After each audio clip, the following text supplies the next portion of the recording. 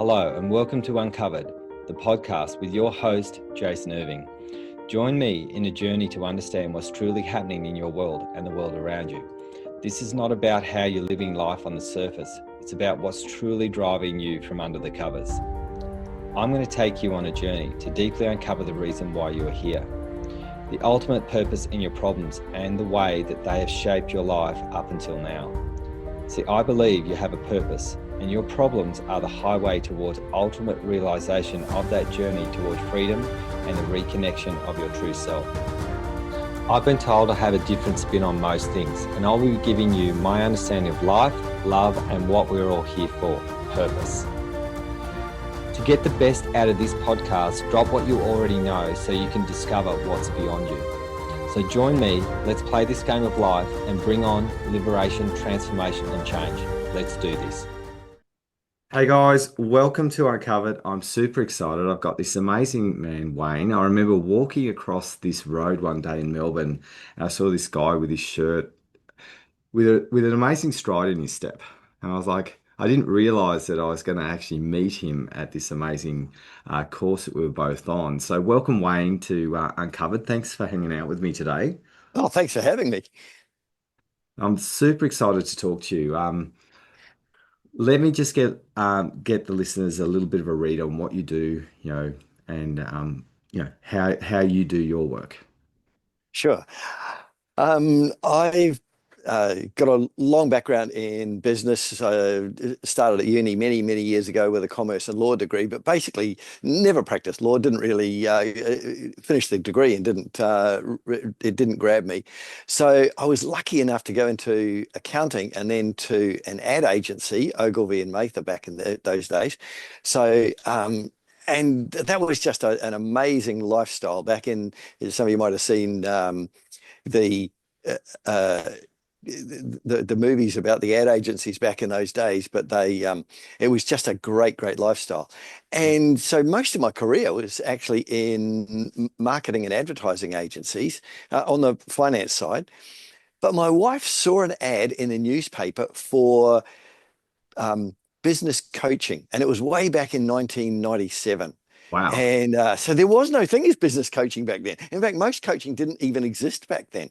Yeah, wow. And, we were literally just getting a couple of years into the internet and, using computers in business and things like that for, 10 or 15 years at that stage. But the great thing was, she said to me, wow, look at this description. You'd be kind of good at this. And so we went and found out more and never looked back. It's just been, I've been extremely, I guess, lucky and blessed that you just find your space in life. And we've just had a great run since then, working with, oh gosh, probably 150 different styles of business over the time. So vast array of businesses, but there's some dramatic commonalities through them all.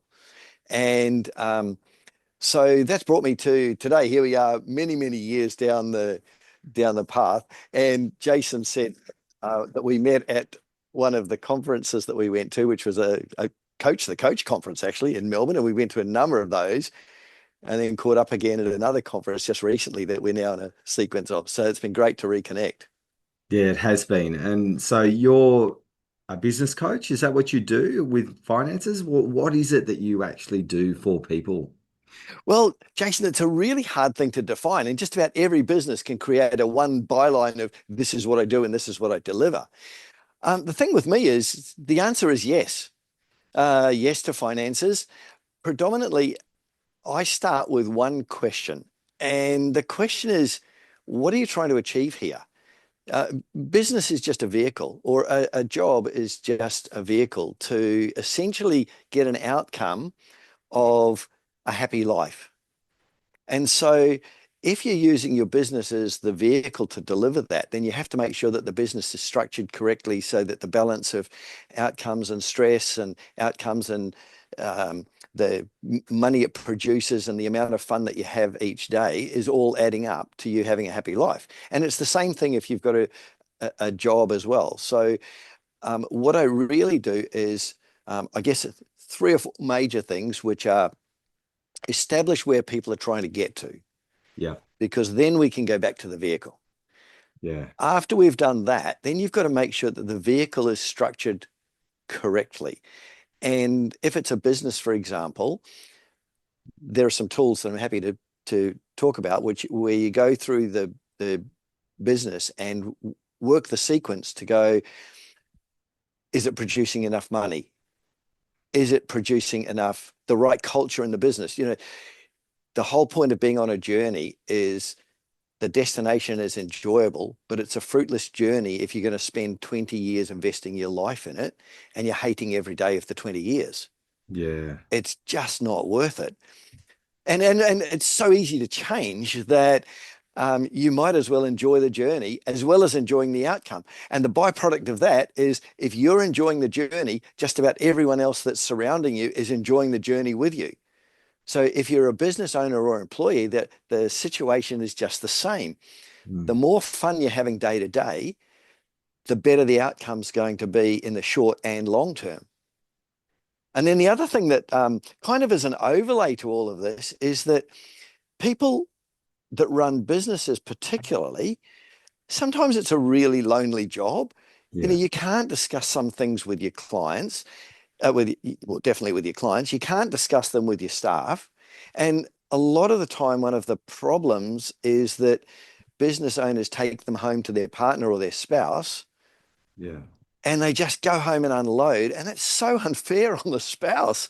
They know the business and everything, but they don't know it in a great deal of detail, minute by minute, day by day. And they rarely hear the good things, the fun around the coffee machine or the silly comment that was made when someone walked in. But they do pick up all of the, oh, so and so resigned today, and now I've got a big problem trying to replace them. And they're not well equipped to answer those questions anyway. So a lot of my clients, and I've just had two calls this morning even, where if you want to talk to someone, call me because I know their business really well. Yeah. I've been through it many times, and so I can take an objective viewpoint on it. So there's my so there's my one byline of what we do for businesses at the moment. It's a paragraph or two or three. Yeah, I love that. And look, I said this to you last time we chatted. You're really, really unique. And this is why I wanted to get you on the podcast on Uncovered because your attitude is lived. Now, very few people, if you look at business or entrepreneurship, whatever you want to call it, the rate of mental health is Yeah, about 40%, 50% higher than in a job, right? yeah. So you are always have a smile on your face, Why right? not? Yeah, but this is the thing. This is why I wanted you to get on here. Why not? And your ethic, I just wrote all of this down because having a fun day, enjoying what you're doing, and what people thought they were getting was freedom, but they feel like they're locked in a jail. And I'm sure that you've experienced this with lots of your clients where they actually aren't getting up, enjoying their day. Oh yeah, and sometimes you go through tough times in business. Look, it's not all roses every day, but part of the thing that makes that endurable is if you can see the light at the end of the tunnel, and it's always there. It's always there for Ah, everybody doing anything. That statistic that you just said about a 40% suffering with stress in their business. It's a terribly sad statistic. yes. And one of the things that we can change this in as much as, okay, you want to run a business, that's great. But if you get it structured correctly and you address it the right way, then the business will run. And the two elements that really come into play here is a business is a machine that has to bring in more money than goes out. Yes. Because when it's not bringing in enough money, obviously it's using up your capital to a point where there is none left. And unfortunately, that leads to a situation where there's not enough money to pay the people that have to be paid. So highest priority is always salaries, and everybody pays those. But what they don't pay is things like the tax office and superannuation and people like that are not going to chase them by Friday. And but when they do chase them, it's usually a serious issue. So what you've got to do is structure the model so that it never goes down that loss-making path. And if you get plenty of warning on that, you can change and tweak things because you do control these things um, before they get to a point where you're not in control. So that 40% number that you mentioned there, a lot of that stress is around, um, two or three major things: finances, being able to get the right people into the right positions, being able to get enough customers, and that old adage about the customer is always right is not really true. It's a load of bullshit, isn't it? Yeah, but the real situation on that is that you've got to treat customers appropriately for the situation. Yeah. So in some cases, you bow to their incorrect knowledge, but in other cases, you've got to call them out and say, you know what, I don't really need you as a client. So your business and mine, or your custom and my business, and not a great fit. I'd Yeah. invite you to find an alternative. Yeah, and I love the fact that what you're talking about here. I had a couple of people that I was talking to this week about our academy, and it felt like a real no to me. It was like they've got to prove to me that they're worth my time, not the other way around. I think there's such a scarcity mentality in business owners that they'll just take anyone. Yeah. That's actually what causes the ripple effect of stress. Because if you work with a client that is not fun to work with, you're not having fun. Oh, I think it was one of the football coaches. I'm not sure which one it was, but one of the famous football coaches of the NRL had this saying about having the no dickheads policy.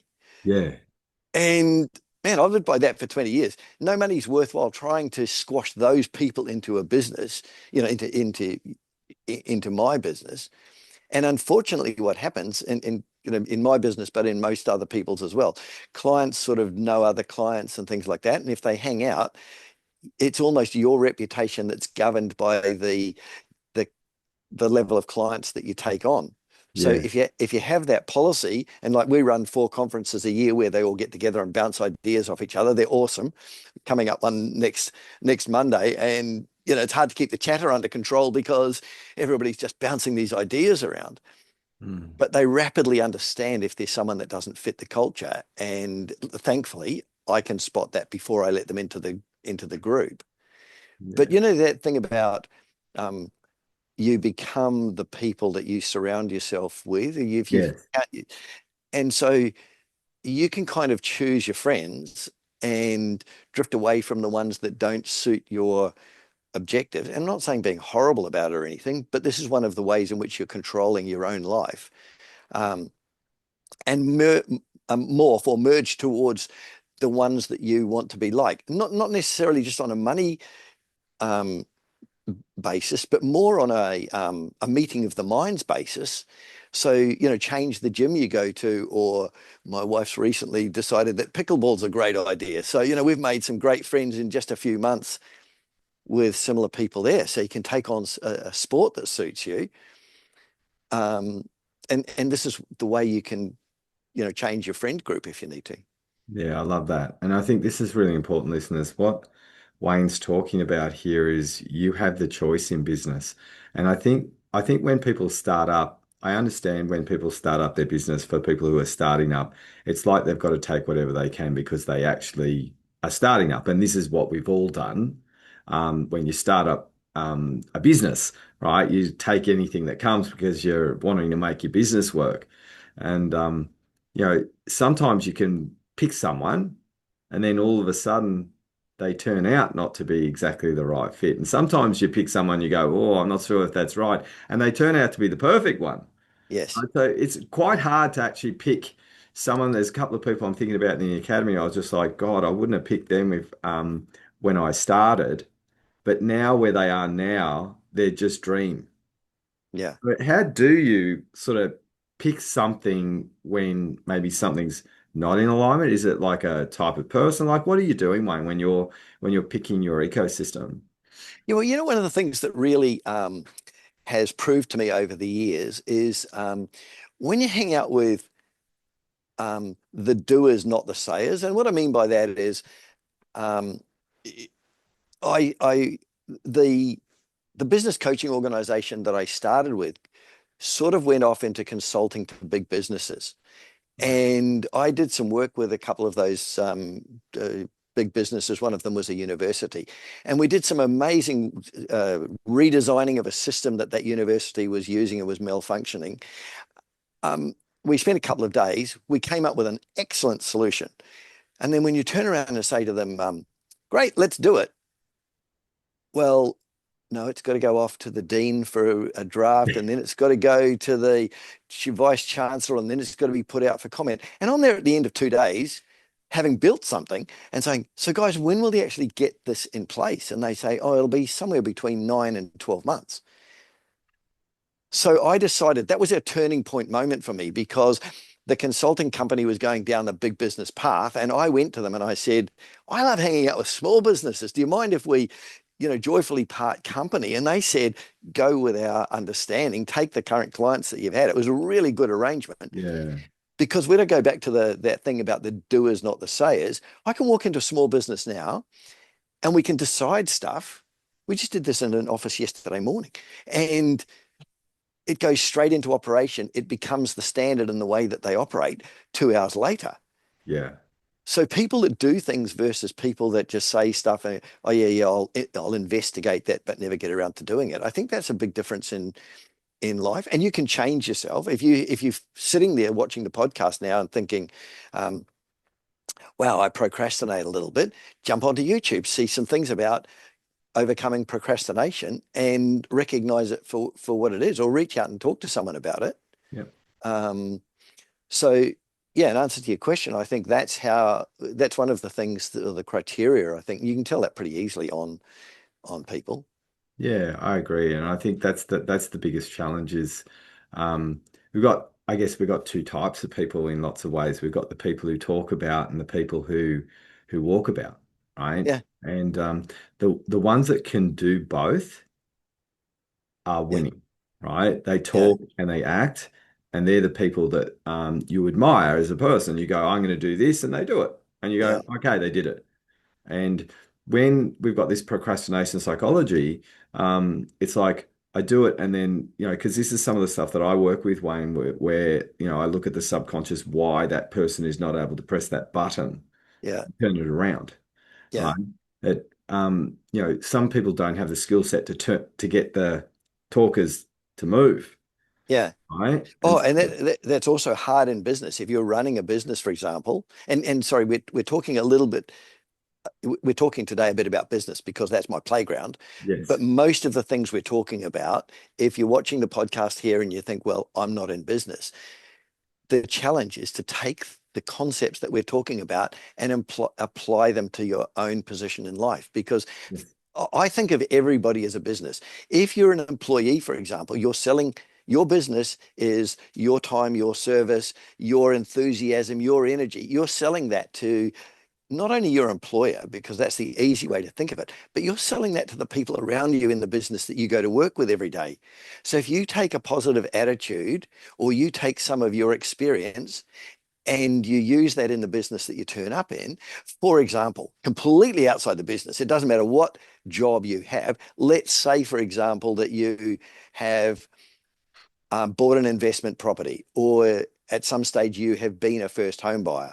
And there are people in that business around you that you see are embarking on the journey to be a first home buyer. And for you to sit down with a cup of coffee and say, tell me more about where you're up to in the journey, and you share the knowledge and help them overcome any pitfalls, this is where the the payback comes. yeah, I had this there was a guy that funnily enough, this was on the bus on the way back from the 3 days down at the snowy mountains where we joined that business coaching group. And there was a very wise guy who sat next to me on the bus on the way home. And I'd known him for a number of years before this. Our paths had crossed in business. And amazing guy. His job was he was a wordsmith, which again didn't exist back then. And he made this comment about, because I'd known him for a while, he just, one liner said, you've made a number of deposits in the Bank of Goodwill. If you ever need to make a withdrawal, call me. And I didn't understand the comment at the time, but it was just a lovely, lovely thing to say. And he meant it from the heart. And when you hang out with people like that, you just want to help them. Yeah, you do. And I'm lucky that my clients are like that. Well, I think for you, Wayne, from I'm very observant of humans, right? I'm really good with Yeah, picking people and what they do, how they do it, all the stuff under the covers, the reason. yeah. Now, I said this to you at the conference, you are not normal. And you're like, Thanks. what do you mean? I was like, I said in a good way, right? Yeah. Really abnormal because you come in, usually people who have a really high velocity of positivity and uplifting, they're usually actually compensating for a deep depression on the inside. And you don't. You actually Well, on the 66 inside. years, I haven't found the depression yet. I mean, Yeah. and again, I'm not saying that it doesn't exist with a lot of people. And again, I say I've probably been lucky, but a lot of it, I think, is attitude. Well, I Um, think it is. I really do. I think you have an attitude. I always look at depression as an attitude. I've gotten thousands of people now from, depression and also suicidal tendency. I've worked with that a lot, right? mm, And then when you work with someone and who's hyper positive, they're usually hiding something. yeah. And you're Um, not. You're embodying something. You walk like you're floating. You're yeah. and it's phenomenal to actually see the type of person that you are. Because I really believe that people need a dose of you. You're like dopamine. One of my Walking. clients, You're a walking dopamine, man. one of my clients a few years ago, when you go to cross the road and you jump off the sidewalk, one of my clients said, you never cross the road by walking across the road. You always skip across the road. He said, I watch you come into my office. And I'm Yeah. like, oh, do I? So there's a few tools, Jason. And I think, in terms of we can chat in generalities, but if we put together a few things that might be helpful Yeah. to your clients. Now, and again, this is me sharing a couple of life experiences, but it's also so take them and use them if you can. But the other thing is, over the years, we've developed a number of tools that have helped people in business and life, and I'll just maybe touch on a couple of those. Yeah. Go for it. Um, the first one I think is um, I've been, my dad's an amazing guy. He's 91 years old now. And this attitude stems from him that no matter what challenges in life he was facing, ever since we were kids, um, he's had this attitude of you have a choice whether you're going to have a happy day or not today. So you might as well have a happy day. And, he's 91 and if you can squeeze an ice cream into a happy day, it becomes an even better day. So, whenever we're up there, just little things like he's well retired now, but he still rides his push bike around and he still drives around and, in his apartment complex, he puts out all the bins and everything. So he's keeping himself busy, but he just loves interacting with people and helping them. That's how he feels in a day is to, Yeah. take some person in his apartment complex to the doctor if they can't, or pick someone up from getting their car serviced, or go and change the sign every Saturday on the front of the church. Puts the sayings up on those big signs in the church. So there's plenty to keep him going. But the attitude that came from that was, if you can, choose to have a happy day as you get out of bed in the morning. Yeah. Um, and that stood me in good stead over the years. The other thing that I think that is see more people, as many people as you can, because particularly for business owners, the reason why it's lonely is because every day they get up, they go to their own business, they see their own business and their clients, and then they go home again.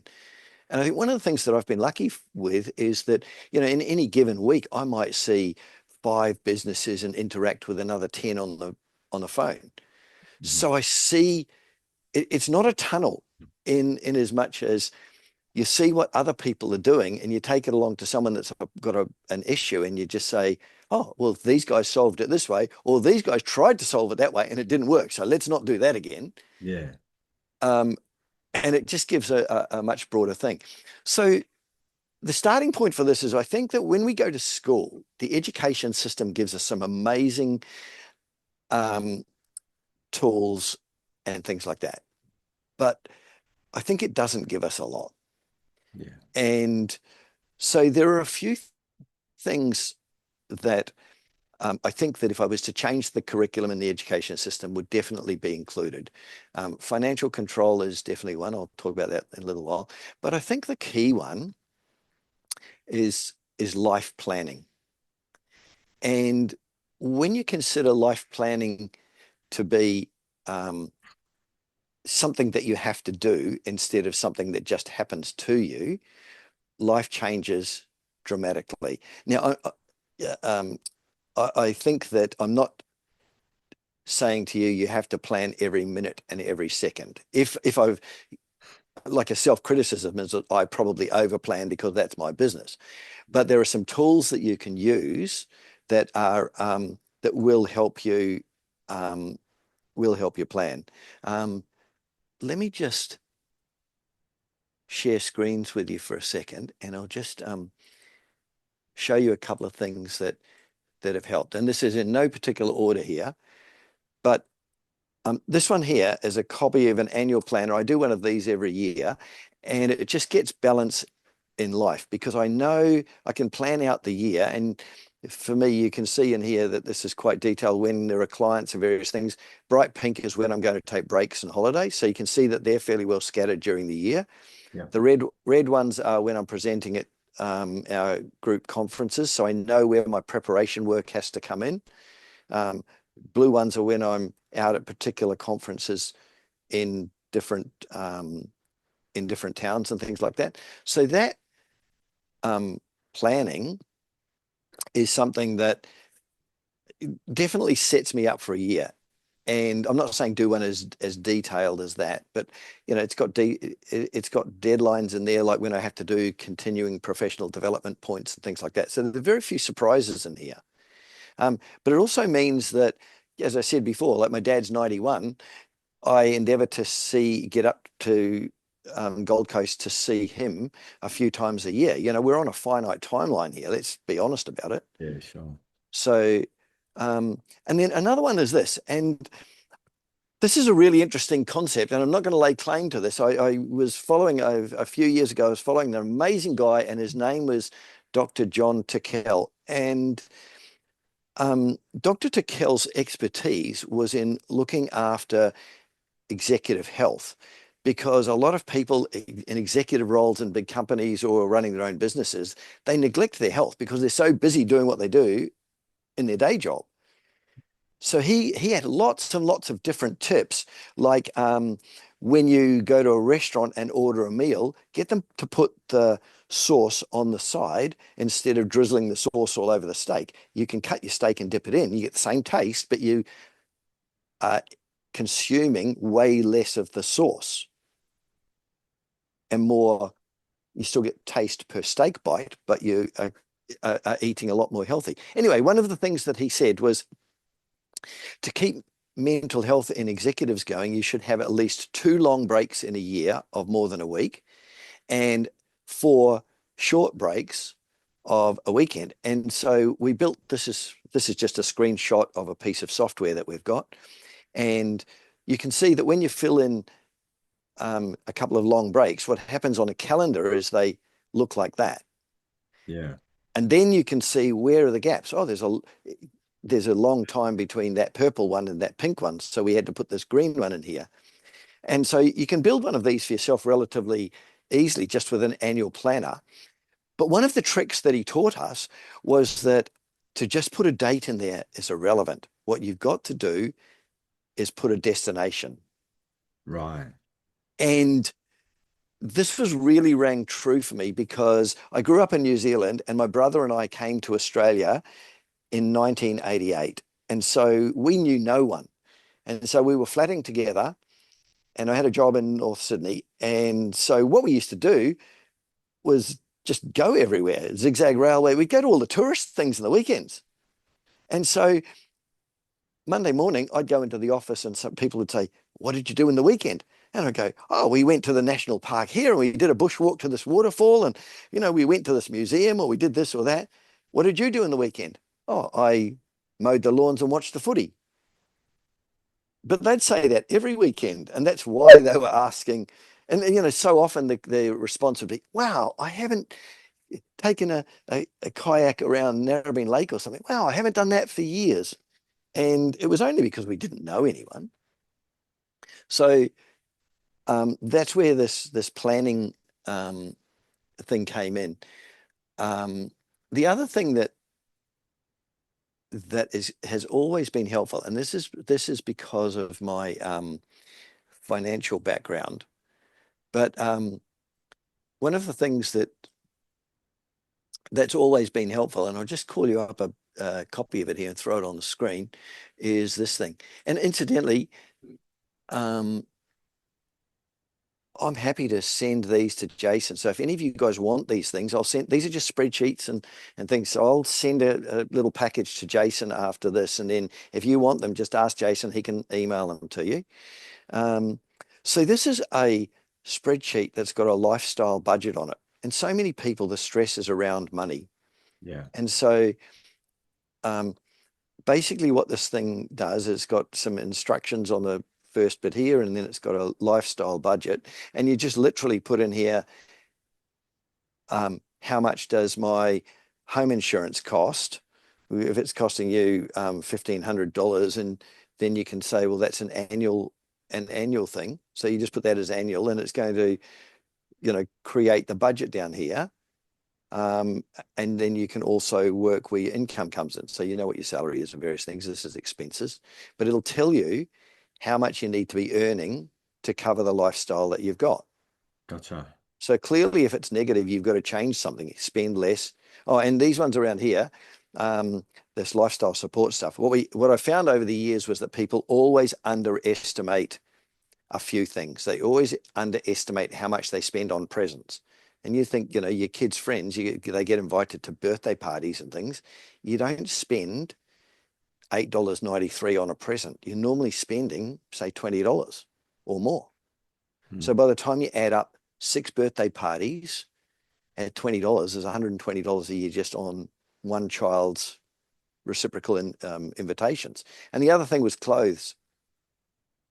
It's amazing how much, you buy a couple of pairs of trousers and you buy a new pair of sneakers every now and then, and it adds up to a lot more than you might think. So all of this is taken account of um, in that little spreadsheet. Yeah, I love that. And Um, listeners, for anyone who's listening to this, make sure you do get in contact.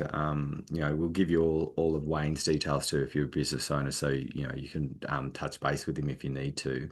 But I think this is so helpful, Wayne, because quite often we talk, but if there's like obviously you're trying to get people to do stuff too. Not just yeah. give amazing information. This is how you do it, listeners, right? How to create happiness by planning your holiday, having your budget so you know what you need to do, and then you can look if you've got a negative, then you're going to have to build your business up a little bit more to turn it into a positive. You don't have to lose, but you've got to make sure that you're doing it in a way that's actually going to make sure that you're running a positive cash flow for your future too. And I think if you're watching this and you think, okay, I'm an employee, or I'm at a different stage of life where I'm not running a business. In fairness to your friends, if you know people that are running businesses, you'll instantly know whether they're happy in their businesses running smoothly. They don't even have to advertise it. You just know by interacting with them. Yeah. So you can do them an enormous favor by reaching out and just saying, um, either getting them to get in touch with Jason or me, or let's just get some help for them if they're not in the right place as you perceive it. Um, One of the other things that's really fun, and I'll send you this.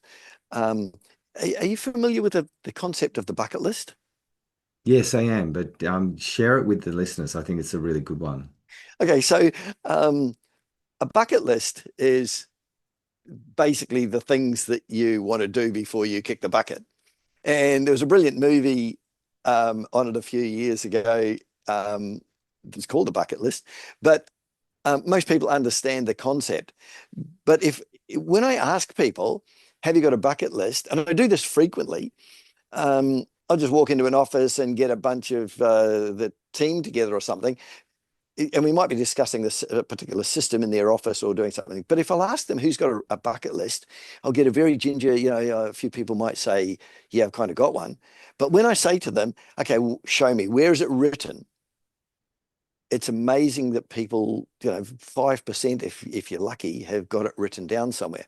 So one of the things that we did to make that super easy, and I use this all the time, is that if you make it easy to get the thinking going, and again, I go back to this should be taught in schools as to how to think about structuring your life, but it's not covered. So here's one of the tools. I'll send this one to Jason as well. So this is a super easy way. We scoured the web and found a whole bunch of things and put them into a list. So you can just like in 10 minutes, create a bucket list. What do you want to do with your career? And you just go down here and go tick, tick, tick. What do you want to do with charity and community? And you can say, yeah, I want to, buy somebody's groceries, buy a homeless people lunch, become a blood donor, whatever it is. And then self-education, experiences. And the thing about this is you may not want to skydive, which is completely cool. But this might spur thinking about, oh, I wouldn't mind going to that indoor skydiving experience thing, for example.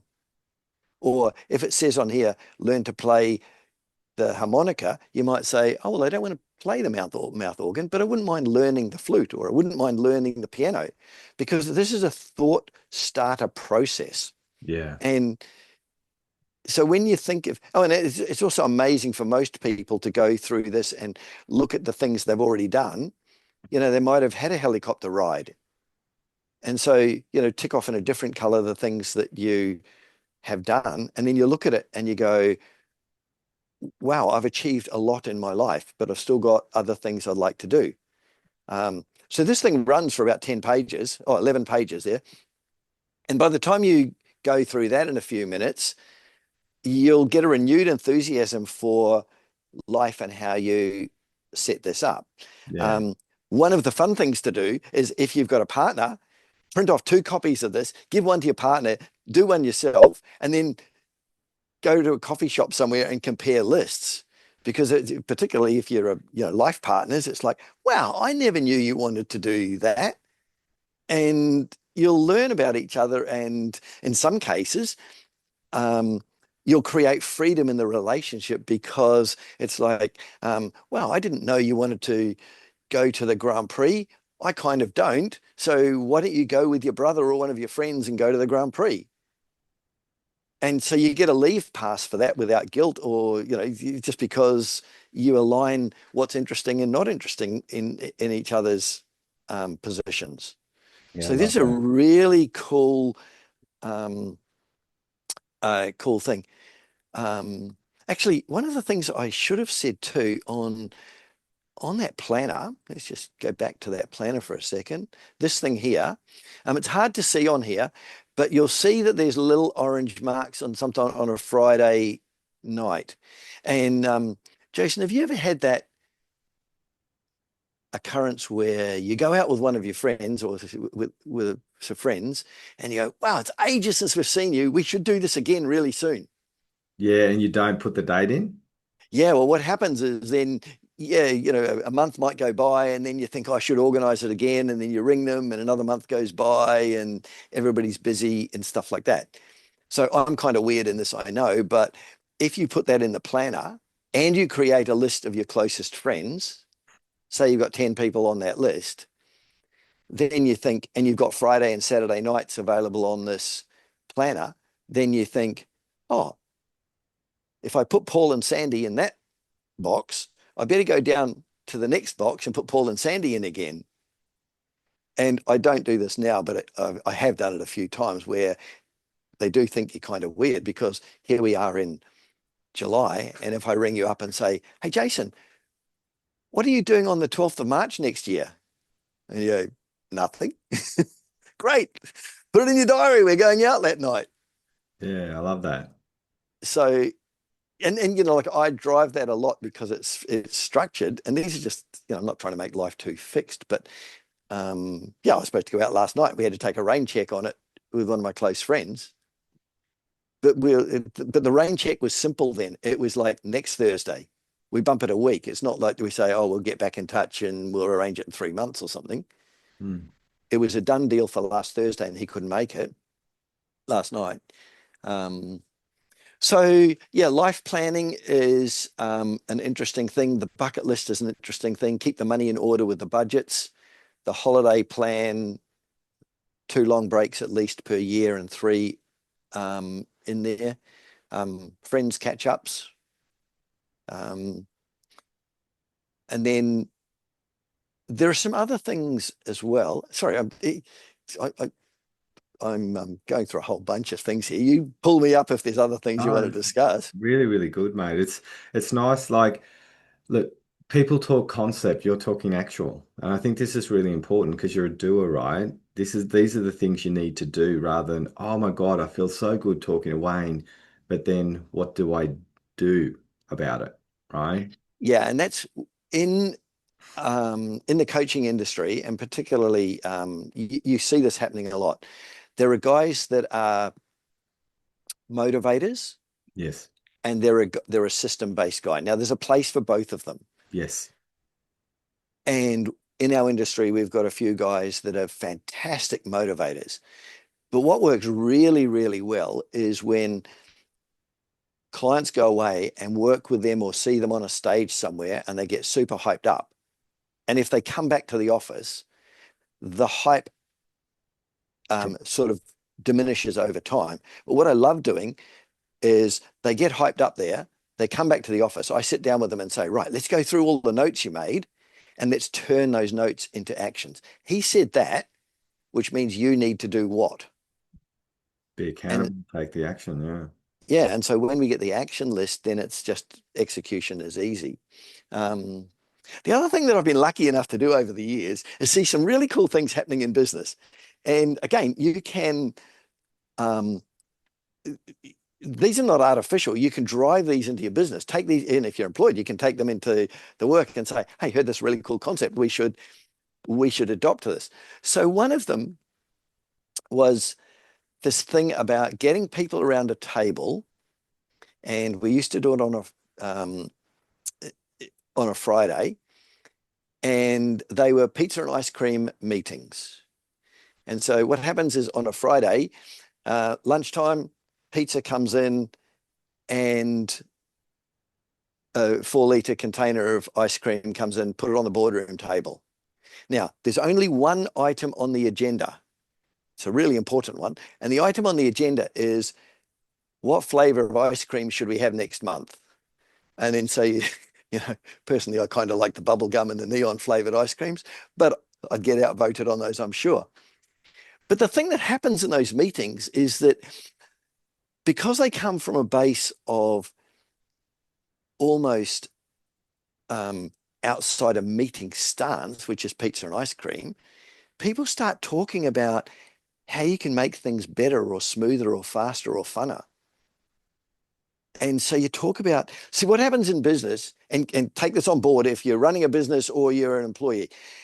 When things are going wrong in a business, people bark at each other and they don't like their co-workers and all that. And that's the completely wrong way to look at it. It's never, or super rarely, is it the person. And my evidence for that is most of the time, you would take that person happily and go and have a beer with them at the pub.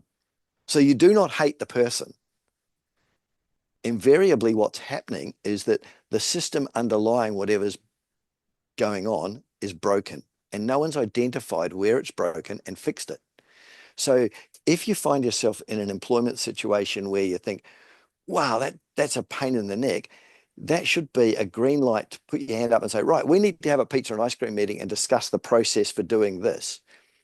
Because if the process was right, no one would have any stress. Everyone would know what they had to do. And if Yeah. it's not working and we're under-resourced, we'd fix that. If we needed training, we'd fix that. If we were out of control because there was no career paths or appraisal system, we'd fix that. All of these things can be fixed if people take a few minutes out and just run the system. 100%. Um, so we've done some crazy things over the years with one company I was with. The principal and I used to just go and have coffee at a beachside. We have our meeting outside the office because you think differently. So we'd go to the ice cream cafe coffee bar. And one time we were there and thought, you know what? Why don't we create the flavor of ice cream that is our business ice cream? So we talked to the guy, we knew the guy pretty well, and he said, better than that, I will create a new flavor of ice cream. You bring your team down next Thursday morning and I'll create 4 or 5 flavors and they can all do taste tests and you guys decide what is going to be your company flavor of ice cream. So we did that and the flavor was really nice, actually. It was like pineapple and coconut and something else. Can't remember the third flavor. But anyway, everybody voted that was our flavor. So for a month, the month of November, he put it in the ice cream, for sale, and $1 from every ice cream we gave to the surf club. So, when you're thinking that far out of the box for a business to do that, and the little tag in the ice cream said, this is, the company ice cream, this is so-and-so brand ice cream. And people would go, what's that? I'll try it. So, there's lots and lots of different opportunities that if you see, um, if you see many businesses, they come up with. Yeah, I love that. And I think this is a really important thing for people because what you're sharing, Wayne, is, you're this upbeat, amazing human that I just really, really admire as a human being. You're full of goodness, you're full of integrity, you're full of kindness, you're full of care. You also have amazing strategies to help people find that in themselves and find a happier life. And I Yeah, think this is something that is more important than the business success itself. yeah, Um, yeah. And because I know guys that are worth hundreds of millions of dollars and guys that are, struggling to get their business off the ground. And it's a funny thing to say, but after a while, money becomes irrelevant. It's just a number. yeah, And, the difference between a few million and 150 million is nothing. You've got the same number of hours per day. yeah, Once you've once you've got enough money to live comfortably and sure, you can buy more toys. Interestingly though, some of the interesting conversations I've had are the guilt that come with things like, oh, I've got a $500,000 boat and I haven't used it for months. Well, the answer to that is simple: either use it more or sell the boat. But don't beat yourself up about it, or forgive yourself for not using it and realize that you can afford to have a boat like that and use it once a year and it's still, that's all you're expecting out of it. But that's right. when people beat themselves up about, oh, I'm not using my toys, um, then I think that's kind of the wrong attitude. Yeah, yeah, I agree. So, um, we've got lots of tools here for you guys, for your listeners to take. Lots of opportunities for you guys to have a think about, how you do things. And look, I think there are lots of people who are business coaches and financial people. Um, they're not like you, Wayne. I've worked with a lot, Thanks. and I just really implore people who are listening to this right now to pick up the phone, find out. All of Wayne's details will be in the show notes to actually find this man, because you won't just have someone who is an absolute superhero with your numbers. He'll actually show you how to remember to enjoy your life. And I think having both of those right is essential for us to have a smile on our face, because we joined the business world to become successful. Mm. We joined the business world to make a difference in some way, whether it's our family, or making impact in the world. That sometimes we need someone to bounce off ideas, and having someone who is an expert in their field, but is also someone who you can land on if you need to, and and skip across that road, Yeah. and learn how to skip across the road like you do. And that's exactly what I saw. I never forget the time I first met you. You were skipping across the road. And the only thing I am so pissed off with you today about is your shirt. Because I forgot that I was having a conversation with you, and I put my worst shirt on, like my most daggy, most bland shirt on today. And you and I have shirt competition, so make sure this next conference, we are doubling down on making sure that I can beat you in the shirt brigade. And It's so funny. We both turned up and we're wearing like fairly loud shirts. And then it happened at the next conference. And I think it was the third or fourth one we went to. The guy on the stage running it was, will you two guys stand up? And it's like, and said to people, okay, the loud shirts are here. And, so it was just something that kind of happened, yeah. that has just sort of turned into a habit between the two of us, and we love it. But it Can I, makes sense though. Like you and I come in and bring brightness to the world, right? We oh, both yeah, yeah. bring, and in those workshops, everyone was bland. Like they're The all, black t-shirt brigade. yeah, Yeah, they're black jeans, all, black t-shirts. There was so many of them everywhere. And then we're walking around with, nightclub shirts on. And it's just like, well, why not? yeah, Um, exactly. And can that's the I, part of the inside to the outside game, isn't it? yeah. Can I leave you with one thing that I learned only about a week or so ago, and I just think this is one of the best things. And again, I'm just going to share screens for a second and show you this image. Um, so I had a client, and he has been going through some really tough times. And so he's been calling me two or three times a day in many instances, and we've just worked through this. And thankfully, he's definitely out of the woods now.